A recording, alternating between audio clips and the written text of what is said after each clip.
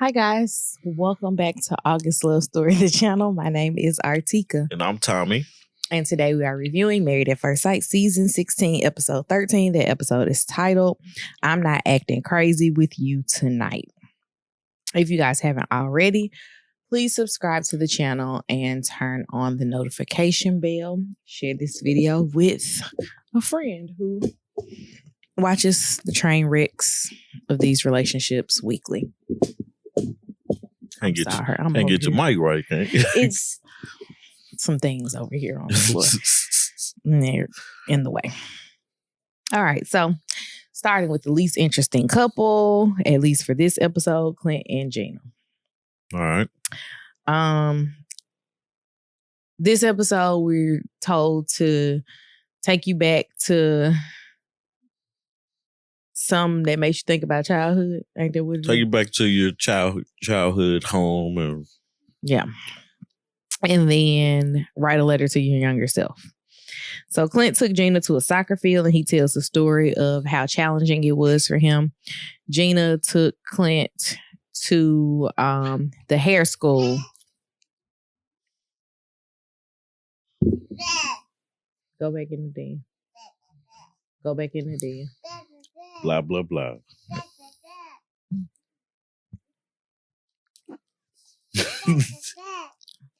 Just say it, man.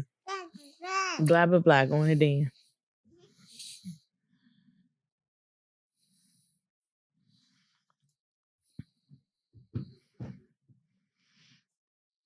den. No surprise for Gina. She takes Clint back to hair school. Mm-hmm. She tells him that, she went to a 4-year college. She graduated, had a degree in broadcast journalism. And she really decided that that's not what she wanted to do. I think Gina's around our age, which makes sense because there were no jobs when we graduated from these 4-year institutions, specifically not in broadcasting.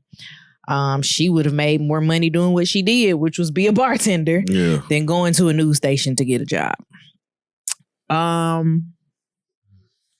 She said she figured herself out while she was in hair school. Later on, they have the girls over from the hair school, and they it seemed like them girls were paid to say nice things. Yeah, everything was just so nice. And then Clint turned into an ad for Gina in the hair school during the conversation. Like, it just sounded like, she does such great work and she really cares. And I'm like, I'm not going to Gina's salon. Stop talking to me about it. And Gina just sitting on the counter looking like the villain from the Minions. Like, look at the Minions. There's no love in there. This relationship is stupid. Like, I don't understand why we're filming it like we're giving it hope. Because it's weird because it's like they're friend zoned to each other. And they're not getting out of it. They started out both saying that they're not attracted to each other. Yeah. Then we moved from we're not attracted to each other to also you tried to play me. Gina's feelings. I'm not saying that he did, but Gina's feeling like he tried to play her. And then I don't want to move in, but I'm going to move in because I got to get the camera time that I agreed and signed the contract for. I'm going to sleep in the other room. You're cool. Never want to make it beyond this. You'll watch Hank when I go out of town. Yeah, that's the thing that I guess I'm missing, right? Because if I sign up for Married at First Sight and I know that we are let's say process went to where they are. If I'm hanging out with you in the room, hey, let's sleep together. We don't have to do anything, but just let's sleep. They're not doing anything to progress the relationship past being friends. Like they don't hug each other, they don't hold each other. No booty rubs are happening, no back rubs are happening. Nothing's happening further than we're just hanging out. This relationship has been done since the honeymoon. Yeah. And it's hard to say that because it's like they're doing everything you would expect people that just met each other and that are dating each other would do, except the touching part. Mm-hmm.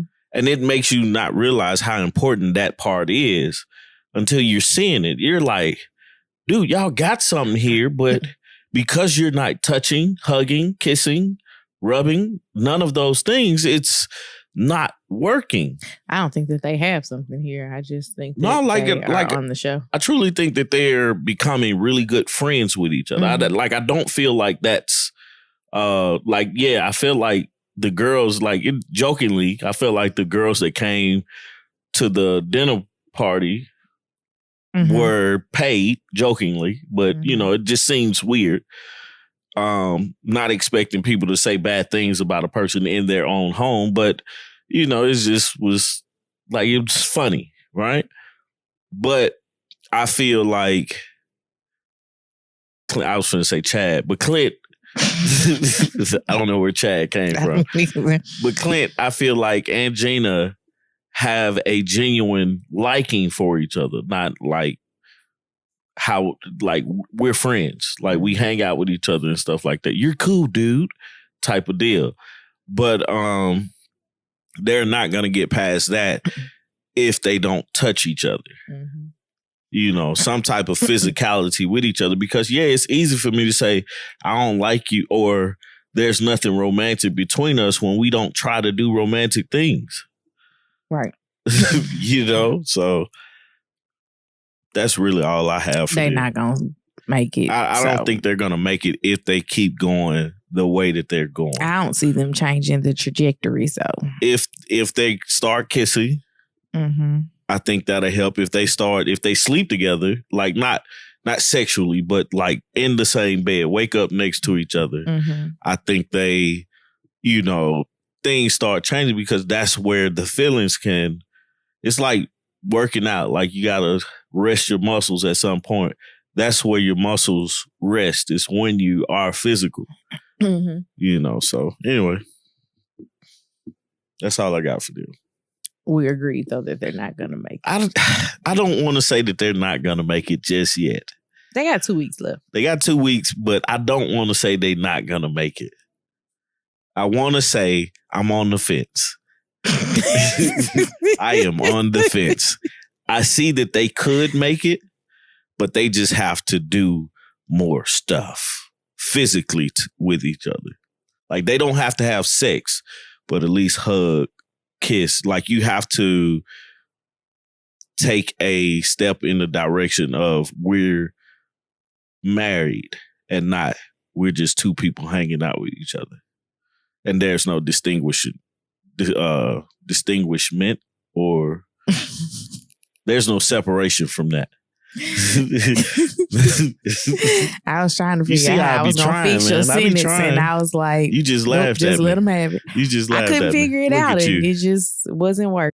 All right, so Airis and Jasmine. All right. Jasmine had her friend Nikki over, and they talked about the relationship over wine. Jasmine tells Nikki that her attraction to Airis is dying because she doesn't feel secure in the marriage.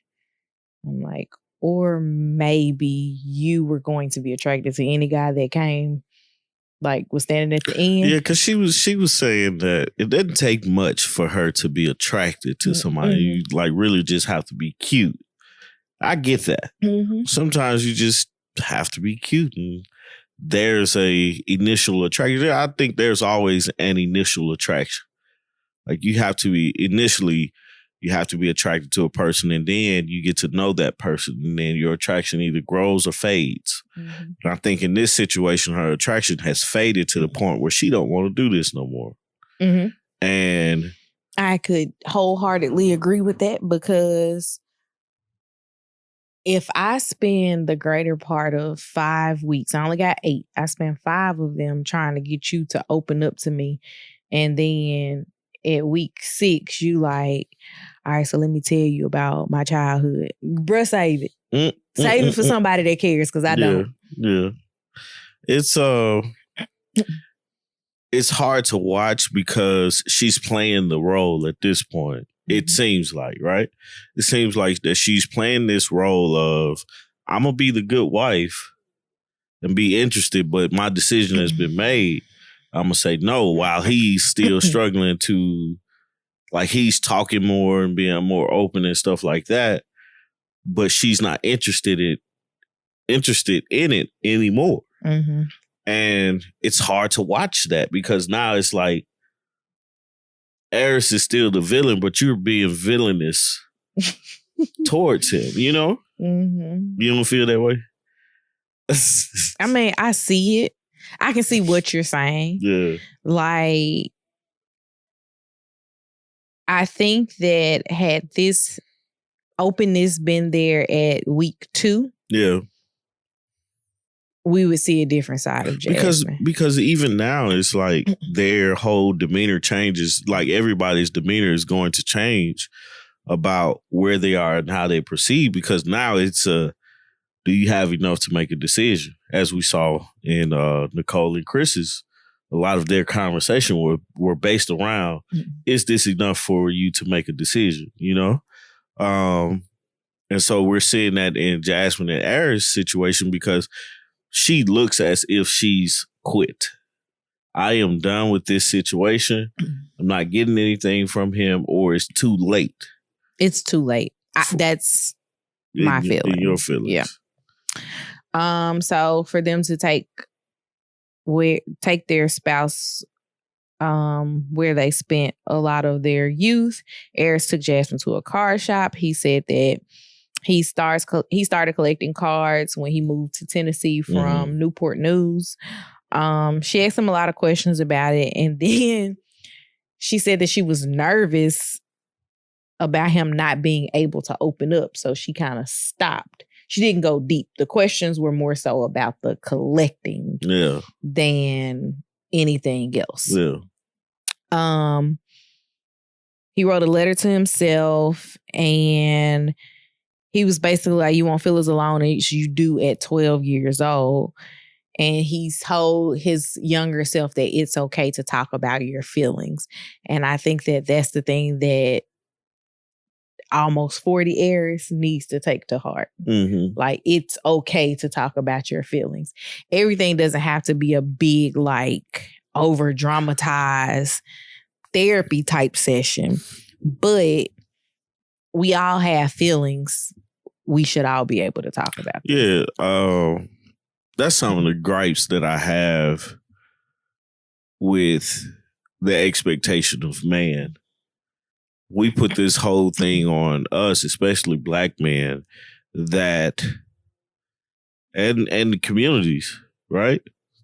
Put a lot of expectation on us as men and black men because we're supposed to be the stronger being. So showing any type of weakness makes you inferior to something. But at my age of 36 and surely at his age of 40, he should realize, I don't like, why care what other people think about you or what you're doing? And that's the message I got out of his letter, or what I took. I don't think he necessarily wrote that, but that's what I took. But you can't grow thinking people would think less of you because you're emotional. Now, it's a thing of being too emotional, as we saw with Justin. I think Justin Chris and them dogs. I think Justin from last season, I think it was last season. I don't remember these seasons, but yeah, I think his over emotional, like him being over emotional, made him make up scenarios where he just couldn't win, and that's bothersome. But saying, hey, I didn't like that, or this makes me feel this way, or I felt away when something actually happened to you. You know, so I can respect him in that part. It helped him. Like Airis opened up, but Airis should have done this 2-3 weeks prior. Maybe we're in a different situation at this point. Jasmine wrote her letter to her 9-year-old self and said that there's light at the end of the tunnel. She tells the story about them moving from Murfreesboro, which is a suburb of Nashville, to Memphis and how she got bullied. And I was like, I'm not going to discredit her bullying story. However, as a native Memphian, we have a very interesting way of showing our love and gratitude for others. A story in particular that comes to mind is something Tommy and I talked about last night.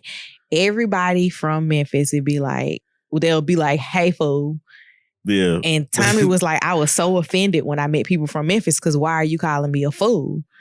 And it's like, we don't mean it that way. Right. I learned that, you know, and when I learned it, it was like, I never said it because I didn't, you know, but I respected it.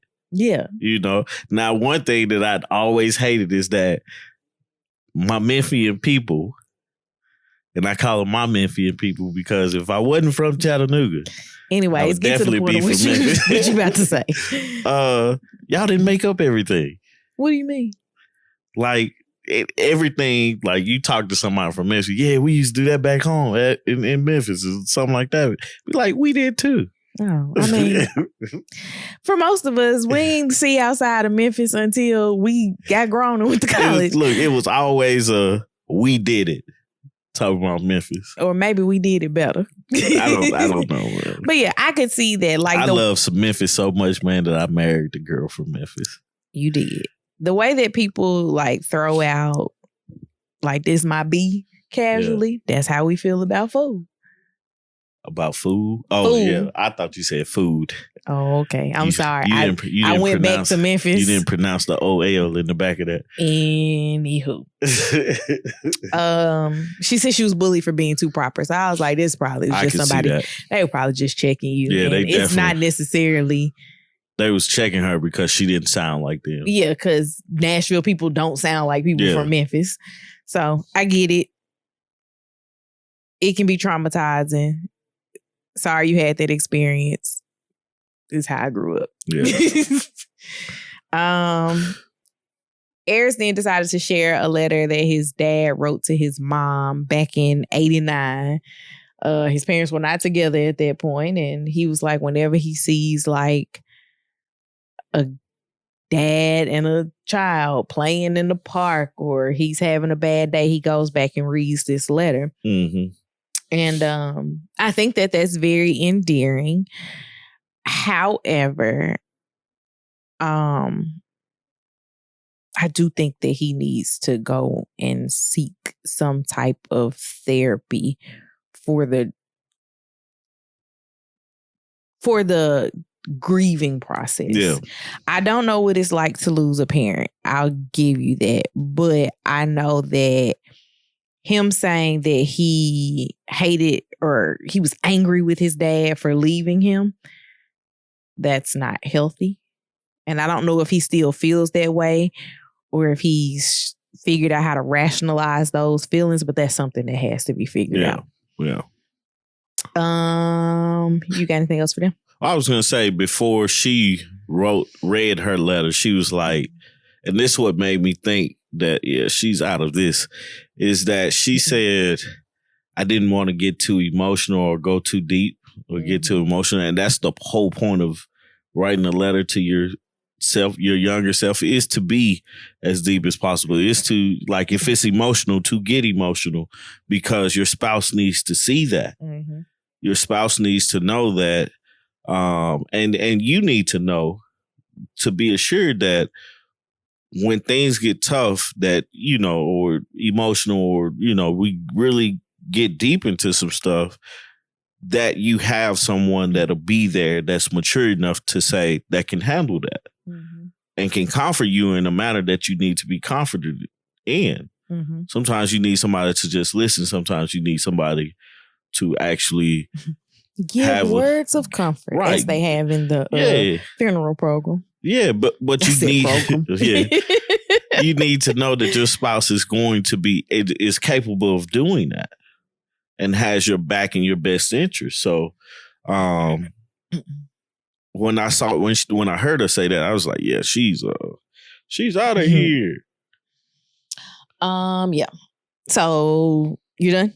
Yeah. All right. Nicole and Chris. So from the visit to the past, they go to an Italian deli that reminds Nicole of the one that she used to visit in New York. She tells him that she grew up needing a lot of attention and she would do things to get this attention, like lying and staying out late and all this stuff because she was craving the attention. It makes me, a lot of people do have that like desire to be in the spotlight, like, and I don't think that it necessarily has to come from something negative in your childhood, because I see things like that with Lily from time to time where like she just wants the attention. And for her, I think a lot of it just because she used to get all of the attention and now she doesn't. Right. And there's no way to ease a child into a new baby. It's like they're not here, boom, they here. It makes me wonder, did something like that happen with Nicole? Like, was she the only child and then another one came along? Or does she have middle child syndrome? Because usually that's the thing of the fighting for the attention, and you'll find any way to get it. Yeah. I don't understand the lying part though. I don't understand I'm a lie to get attention. I don't either. But you and I are also the youngest in our household. Like I am a youngest / middle child, but I'm only a middle child when it's convenient. Yeah. Think about it though. Like that's true, right? Yeah. Like in my mother's house, I grew up as the youngest / only. Yeah. I'm the middle of my dad's kids, but my dad never had the three of us at the same time. Right. So it was never a thing. You and being the youngest, you don't have to fight for the attention. It's always there. Yeah. And like, it just makes me wonder, is that what it is? I don't know. I didn't really have a lot to say about them this episode. One, I couldn't hear or concentrate. Oh yeah, I went back and I had to watch Nicole. Oh, did you? When you were putting Lily in bed, I rewatched Nicole read the letters. It was just as boring as it was the first time, but I at least could hear it. Yeah. So I could read it, but my attention was on the kids, so it was a little tough. But once the big one went to sleep, the little one went to sleep. Yeah, because they be anyway. But it's hard to like. I wonder, did she grow out of the attention seeking? I don't think so, because she's the most expressive out of the group, actually, to me. But out of her and Chris, she's more expressive and more demanding of the attention. Like, I want to be first. That's the thing. Like, that's why I don't think she's grown out of it. She demands the attention. And on top of that, she's putting herself in a position to where you need to respond to whatever her question is. She's going to be the biggest and the loudest in the room. I don't mean biggest as in size, but like biggest personality in the room. Yeah. Even down to, what was it? I just had a thought and I lost it. Essentially, just the asking about, do you love me? Yeah. Every day. Kiki. Like, that's her way of focusing the attention back on her. Like, you weren't thinking about if you love me today. I'm going to bring it back up. So it's still, the attention seeking is still there. Yeah. It's just she's figured out a way to normalize it, for lack of better words, to where it doesn't look like attention seeking. Yeah. It's not like she's walking in a room dressed like a disco ball saying, look at me. Yeah. She's like, I'm going to ask you questions to make you talk to me. Yeah. Yeah. Chris took her to, reading both of the letters. Nicole felt not worthy of love. This is a reoccurring conversation that they keep having. And the interesting thing is that they keep having it. And every time it happens, they're like, oh my gosh, what made you feel that way? And I'm like, we talked about this last episode, 2 episodes before that, on the honeymoon. Like, we have discussed this. Why are we acting like we have never heard this, Chris? Chris, his situation... His dad's or his love or lack of love from his dad, and it's like it's weird because it's not, I don't feel like it was a lack of love. It was just the expression of love was not what Chris needed or how he needed it, because his dad is more critical of them because he expects more of them with his perfectionism. And his dad was a painter, had his own painting company, and they would work for him. And the expectation is this needs to be perfect. And if it's not perfect, you didn't do a good job. And I get that from the business owner standpoint. My product is the paint job. I'm bringing you in to work with me on the paint job. A person couldn't come in here with their kids to paint and then be like, you got to accept what I give you because my kids helped. No, it's not even that. It's more so of this is my business, but one of y'all probably going to have to take over this business. So you have to be able to do this business just as good as me or better. Exactly. That's what I'm saying. Like, I also cannot give a person a terrible product and be like, it's okay because he only 10. Nah. You shouldn't have brought him to work with you. Right. Or had him do something else. Right.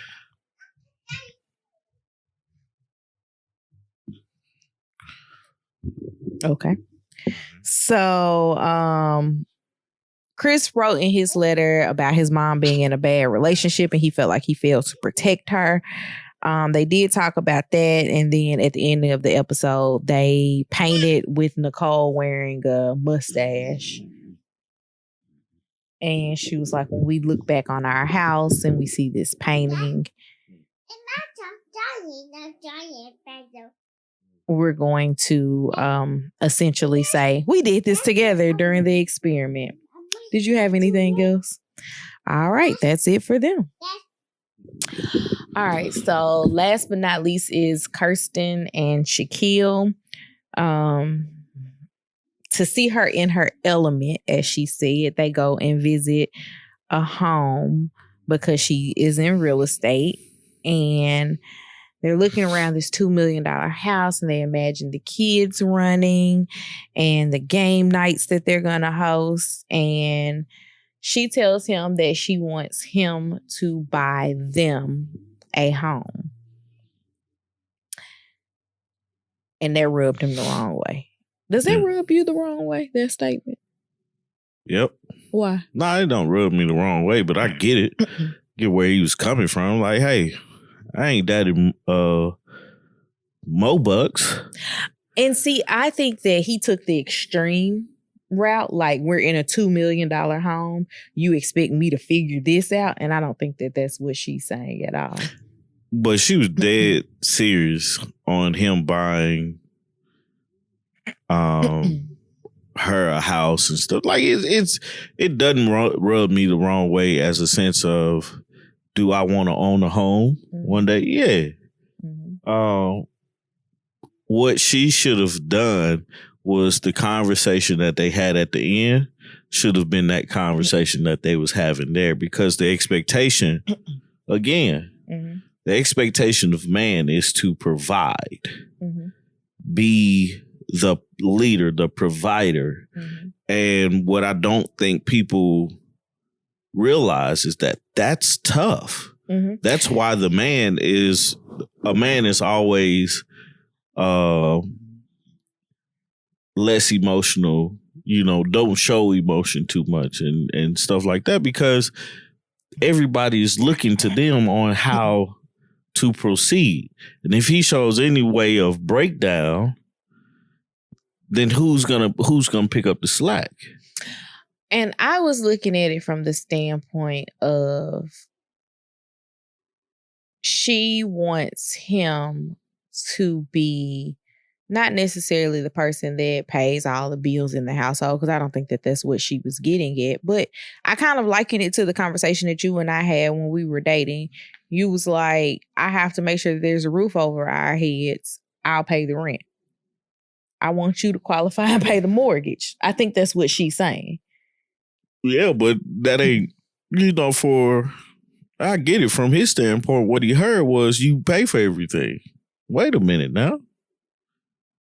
That ain't something I agree with. And I think that that's where the qualifying questions need to come in, and not just asking the same. So you want me to buy the house? And we obviously know he lacks with that. Yeah. So before we move on, but a lot of people, it's something we possibly could talk about in our podcast. But a lot of people, I think we did talk about this. A lot of people have issue with everybody paying like 50-50. Yeah. Mm-hmm. Married couples paying bills in the house. I'm like, I don't get what the issue is. Like, I can understand if one person worked, but the way we live, the way life is today, you can't afford to live off of one income. Not the way you want to. Not the way that's comfortable. Because the one thing that does not make sense to me, and this is, I'm gonna let it go after this, is one full-time minimum wage job cannot afford a household. It can't afford.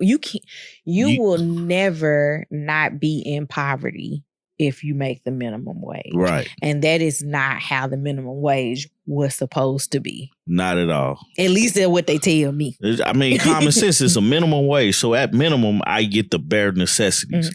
But if at minimum I get the bare necessities, I should at least be able to experience home ownership. I shouldn't be able to experience home ownership in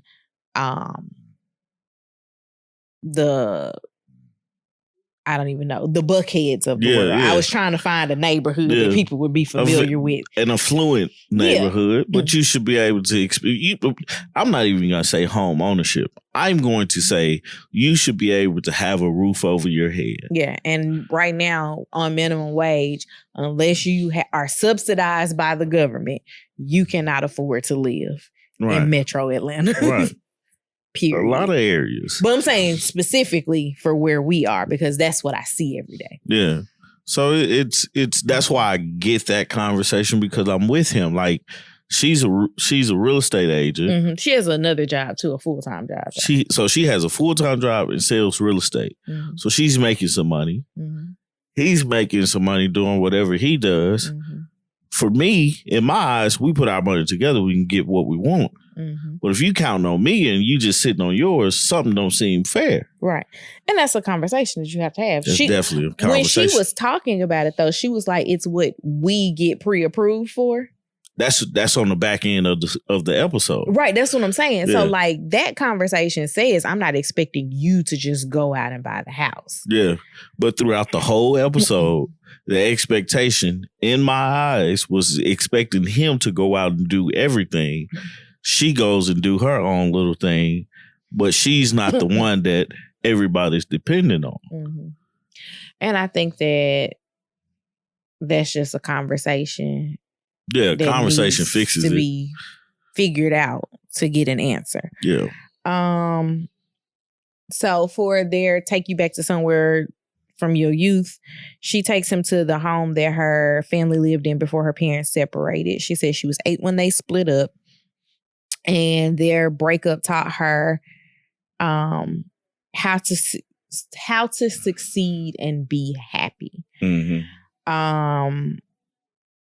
she also goes into this whole conversation about how her dad was a provider and that's what she wants in a husband because she watched her dad do it.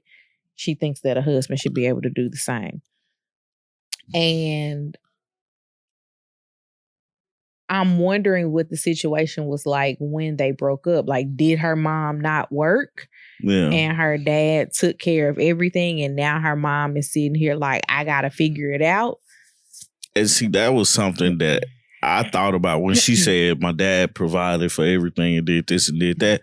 But I was like, your dad also didn't show you the things that he struggled with in that provision. And I look at like my stepdad, for example, like, because I've never seen my dad married, right? So my stepdad, excellent provider, but he also talks to you about the hard parts. Yeah. Of everything. Sometimes you be like, I get it. Yeah. Leave me alone. Not like when we go home, go to, up there for Christmas, and he takes me on the McDonald's breakfast run. We talk about those things, the things that I struggle with. And it's always funny. He'd be like, he always gonna one up you. No, it's not even that. He'd be like, you know who her mama is, right? Yeah, well. But it's like those conversations. It makes me not feel like I'm crazy, or like I'm doing something wrong or not doing enough, because those are the conversations that need to be had, because we don't know what provision or providing looks like, or what the expectation of providing looks like, because we've only seen the good side of provision. We haven't seen where you didn't have it and you had to come up with it, or you had to make something shake because of whatever reason. So it's like those things aren't seen from her perspective, because she was 8.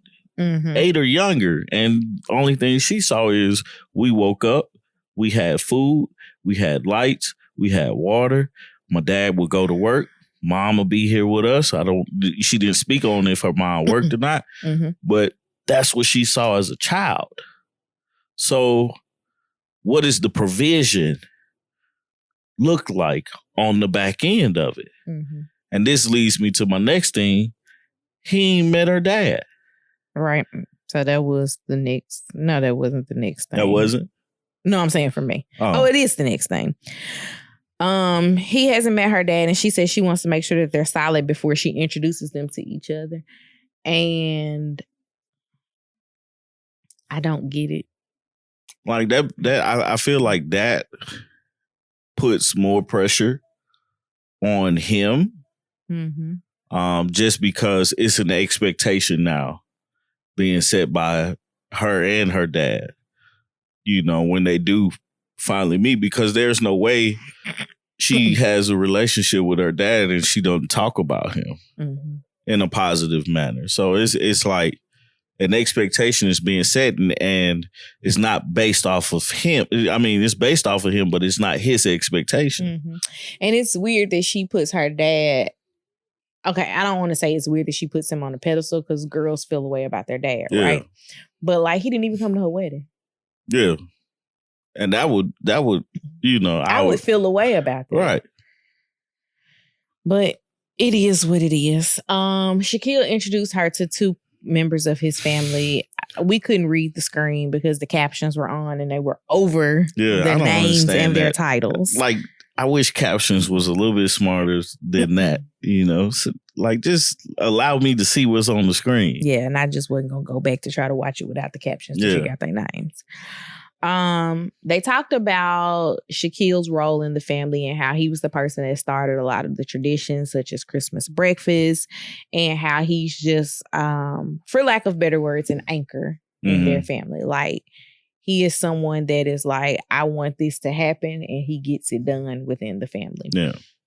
Usually we see that that's a lot of women. I know that Tommy does have one male family member that is like that for the entire family. Like, if he say we doing it, we doing it. I'm like that for my leg of the family. Yeah, for the most part. I'm just saying for him, because his outreach is to like his cousins, and then it trickles down. Yeah. That's why I say for him. Yeah. Specifically. But it's nice to see that he has that position in his family. Like he's taken on that role because, as you and I had a conversation earlier today, it's usually the women in the family that take on these roles of trying to keep everybody together. And it's nice and refreshing to see it when it is a man. Yeah. After that, they go to, what was the place called? You said it was Airsoft or something. Yeah, that? The girls were against the guys. Who went? Huh? Who was there? Oh, Jasmine, Airis, Kirsten, and Shaquille. Then they had conversations with the opposite spouses. So Kirsten sat down with Airis. And then Jasmine sat down with Shaquille. They had their conversations. Shaquille offered Jasmine some great advice on basically standing her ground. Like, don't just take anything to be married. Yeah. And Airis and Kirsten just seemed like they talked in circles.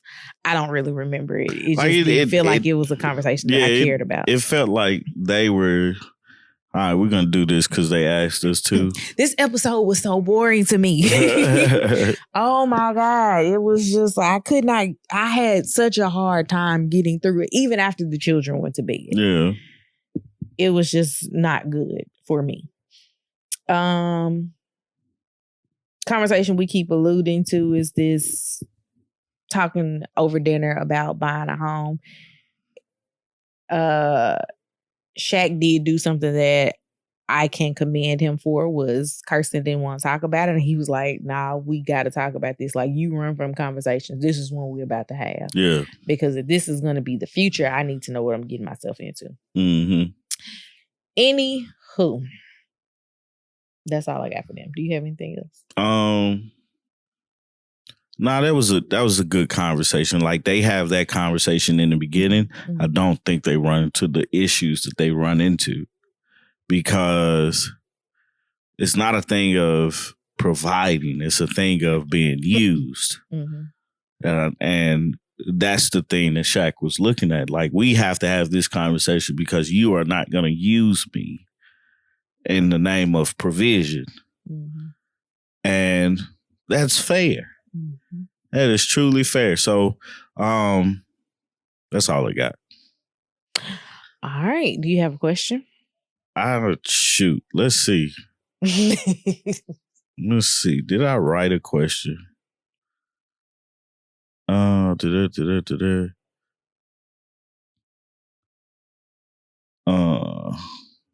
thought I had a question. How could Kirsten have articulated this conversation better in the beginning to make Shaq not feel so defensive about it? Nope. It's fine. If she have the conversation of the expectation, or set the expectation of what, of what she was wanting, I think that helps the conversation. Second question. Can Clint and Gina come back from this? They can, man, but it's going to take some work. And that's all I got. Oh, unless you want to ask the question about Jasmine and Airis. What? Airis must have some bad handwriting, because he said, if I can read. Right. That's terrible if you can't read your own writing. Do you think that, and you've already answered this, do you think that Jasmine is checked out of this relationship? Yeah, that's a good one. One of those will be the question. I'll pin it in the comments once I figure out what it's going to be. Yeah. So, with that being said, hey guys, join us in the morning, 8:30 a.m. I was going to say p.m. 8:30 a.m. Eastern Time Zone for our coffee break. A lot of stuff has happened this week, and we shall discuss some of those things. What else we got? That's it. That's it? Mm-hmm. Okay. Oh, Sunday, Jack and Glenn. Sunday. Oh, it'll be on our channel too. Yes. Sunday, join us. We'll be here. here on live with Jackie Glenn and Talisa. I'm gonna try to be there. Artieka's gonna try to be there. I'll be there. Fiend there, Mama there, P there. All right, y'all. Bye. Hey, remember to subscribe to the channel, like, share, comment below, and enjoy. So, see y'all later. Peace. Bye.